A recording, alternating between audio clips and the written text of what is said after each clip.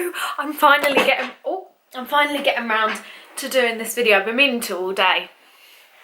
Hello, welcome back to my channel. Now before we start, because most of you probably don't watch till the end because you're bored of me rambling, so I'm just gonna say, please can you like this video, and if you're new here then maybe considering subscribing, because it just helps get my message out a little bit more and reach the people that need it.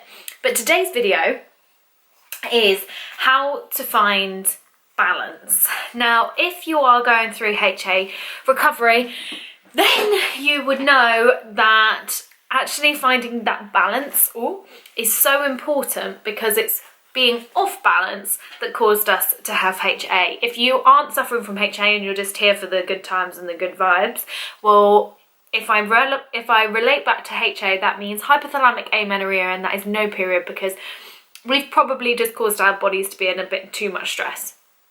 But if you're here just for the good vibes and the good times, then balance is hard to find anyway, isn't it? It's especially in like today's kind of society where there's so much to think about, and especially at these times, like they're quite uncertain, and you can, if you're working from home, you might like end up slipping into overworking and things like that. Anyway, so this video is about how I found that balance. Now I did make notes because I tend to ramble a lot, so I want to keep it quick and concise.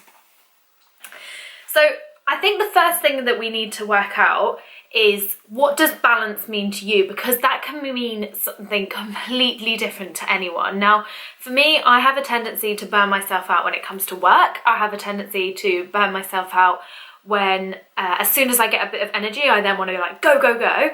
I tend to burn out from working out too much, and I can accidentally reduce my calories too much that I then burn out, and that is literally just where like I'm a bit too busy, or I can't be bothered to cook, so I go for something smaller. So for me, balance is having that self-care, really, like it's really key. So whether that's like, you know, having a bath or making sure my nails are filed, that kind of thing.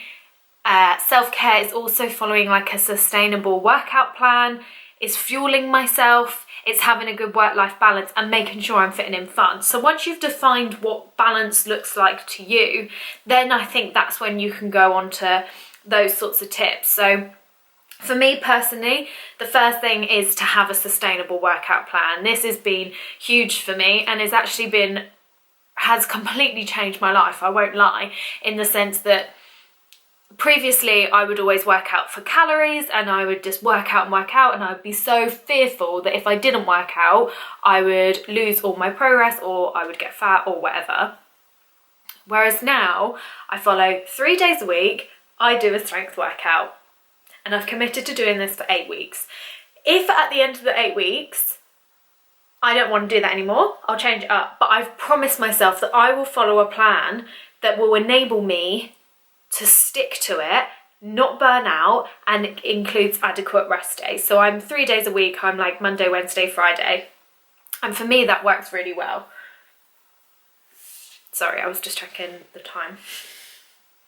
Number 2 would be to journal my thoughts and my goals for the day. So as I mentioned earlier, I tend to burn out quite a bit when it comes to work and stuff. So this is a shameless plug.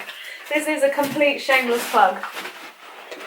But I have created my own journal, if you don't know, and basically every single morning I fill this out. It's this page here, and every single evening. So the morning gives me my intentions, 3 things I'd like to achieve today. It talks about feelings, affirmations, gratitude, my daily intention, and it has a meal plan here. Now the meal plan for me helps me make sure I fuel myself, which is another thing that really is a focus for me. I need to make sure I'm fueling myself, otherwise I might lose my period again. And then in the evening one, it's just about like reflection of like making sure I am enjoying myself, whether what I've learned today, what I did for someone else, what I laughed at today, and that helps with the whole, you know, having a work-life balance. Have I enjoyed my day, or am I just sat at my desk relentlessly trying to work? So journaling's really helped, and I think journaling as well also really makes me aware of where I am in terms of my feelings. So like having the feeling that I'd like to take me through today, and then also the general notes section enables me to just be like, oh my God, I'm really off balance. Oh my God, I feel really ungrounded, or I feel like shit, my digestion's off, I'm moody, or this, and I'm able to track. So then I can look back over the month and I can be like, when did I feel great and what was I doing?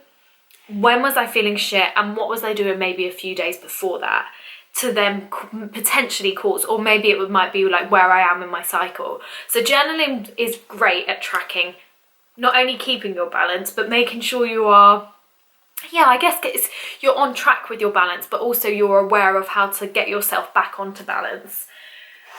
Fueling myself is obviously another one, because that's what balance means to me, and that's where the food diary, sorry, I don't mean to just keep plugging my journal, you don't have to use this, although if you do want to, links down below. But for me, fueling myself is vital, because I have a past of under eating, which caused me to lose my period, and also restrictive eating. And I won't lie, it's one of the things that is kind of like the first to switch off if I'm not conscious of it. So if I'm stressed, I tend to undereat, and I think that is like a control thing. So for me, the food diary bit here, and it's nothing fancy, it's just what I eat for breakfast, lunch, dinner and snacks, and I write that out in the mornings to help me plan for my day, so I know that's what I'm gonna do. And some days I don't do it exactly like that. Some days I have more snacks, some days, you know, I might change my dinner or whatever, but it helps me in the mornings to be like, okay, cool, I know I'm fueling for the day. Because for me personally, if I'm really busy at my desk and I get up and go to lunch and then I'm like, shit, what am I gonna have? I'm probably gonna go for something a little bit restrictive, probably just tendencies. I'm just being honest. So yeah, fueling myself, making sure that I'm having 3 meals a day and a few snacks at least, and just eating regularly and not restricting any food group. I actually have something like chocolate or sweets or whatever every single day, because for me that has helped me find balance in those foods, so I don't end up craving them and then binging on them or just completely cutting them out whatsoever. If I have something every day, then I've taken all the labels off them. 1, 2, 3, 4. Am I on 4? Yeah, 4. Focus on my holistic health. So yeah, don't just focus on, you know, the food and the career and the relationships and stuff. Actually dialing in and looking at what else can I do for myself that will help me find balance. And for me, it's the self-care. So it's having a bath, it's making sure my nails are filed, it might be, you know, treating yourself to a massage when you can, or doing some meditation, that kind of thing, and looking at how can you find balance as a 360 of your health. So it's not just looking at, you know, the food, the exercise and what you do on a day-to-day, but it's looking after all of you. So your skin, your hair, that kind of thing as well, and your mind.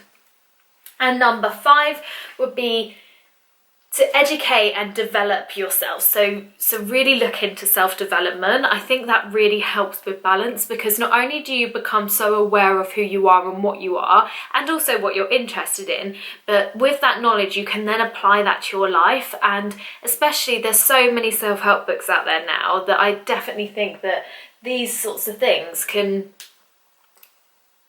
really help you find balance, or understand how the mind works, or understand, you know, other people's journeys. So I'd really recommend You're a Badass, and I would really recommend the book Rest for this, because that really changed my life. I read that at the start of the year and it was just like, okay, naps are good and I need to have a lot more fun and I need to reduce my work hours, and it's worked. So it's helped me find more balance. And then finally, the last thing is to learn something. Now, I don't know about you, but I'm someone that loves to be doing something. I don't really like to be sat doing something that I'm not going to get anything out of, which is a blessing and a curse. I think that is one of the reasons why my obsessiveness led me down the route of like HA, fitness, obsessed, disordered eating. But what I found is, when I'm learning something, I still feel like I'm stimulated, but I could be learning about anything. And a lot of the time it's something completely different away from my everyday life. So, you know, it might not be about recovery, it might be, or it might not be about work, but I could be learning about spirituality is my thing. So like actually learning something and doing something different with your day every day, if you can fit that in, even if it's that just 10 minutes, I think for me personally, helps me find a bit more balance in my life, because I feel like I'm not just stagnant, you know? So yeah, that's all I've got to say on balance, really. I think, anyway. If you have made it this far, hello, welcome. That's all I've got to say. If you follow me on Instagram, great. If you don't, please follow me on Instagram. It's at Chloe Hodgkinson. I upload maybe like once or twice on here, but it's every day over there, and I'm very active on stories, so you should come say hello and slide into my DMs and we'll have a chat or something. And if you like this video, please give it a thumbs up and consider subscribing to my channel, and I'll see you in my next video. Bye.